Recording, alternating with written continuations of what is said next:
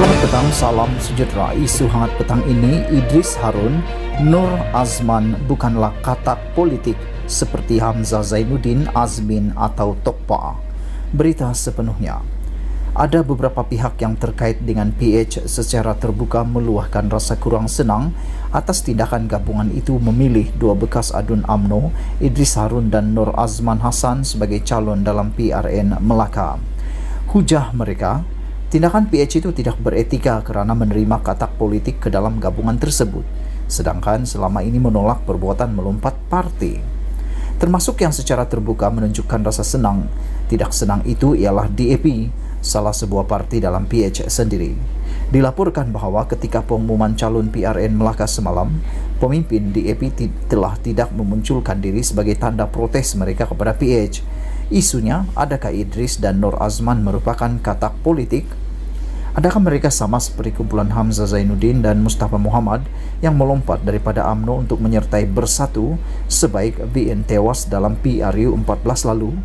Atau adakah juga tindakan kedua-dua adun itu sama seperti kumpulan Azmin Ali yang meninggalkan PKR dan mengkhianati PH semata-mata kerana mahu menyekat Anwar Ibrahim daripada menjadi Perdana Menteri?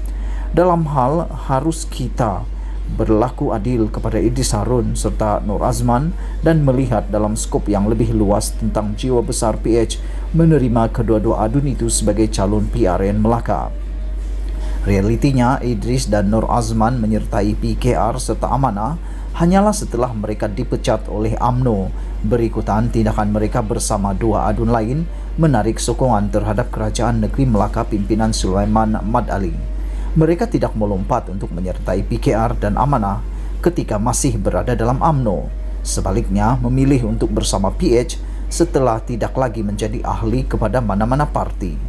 Tindakan mereka menarik sokongan terhadap kerajaan negeri tidak lain ialah kerana tidak mahu melihat pelbagai kemungkaran, penyelewengan dan perkara tidak betul berlaku dalam kerajaan negeri ketika mereka memegang jawatan sebagai exco dan juga wakil rakyat.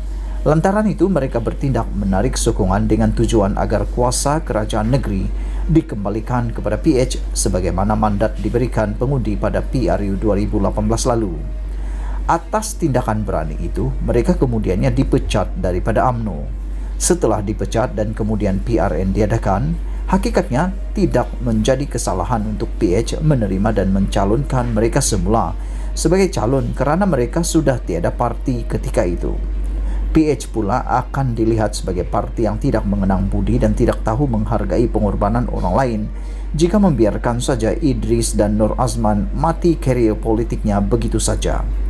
Keadaan mereka adalah berbeza dengan dua lagi adun, Nur Effendi Ahmad dan Nur Hizam Hasan Bakte, yang sebelum ini berasal daripada Bersatu dan DAP, tetapi kemudian bertindak khianat untuk menjatuhkan kerajaan negeri PH yang diterajui Adli Zahari. Mereka ini memang tidak boleh diberi muka lagi atau diterima sebagai calon oleh PH. Dulu, 2018 pun mereka bertanding atas nama PH menggunakan logo PKR.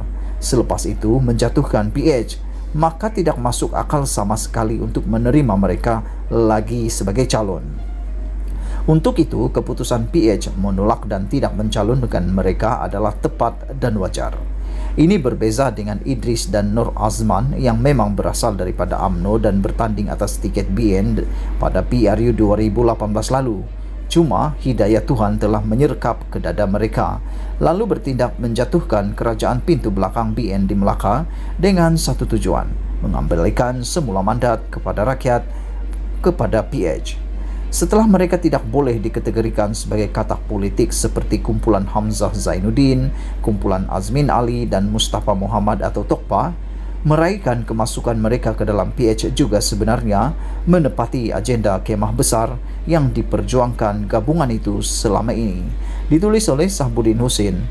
Sekian isu hangat petang ini. Jangan lupa tinggalkan komen Anda, tekan butang subscribe dan kita jumpa lagi. Bye-bye.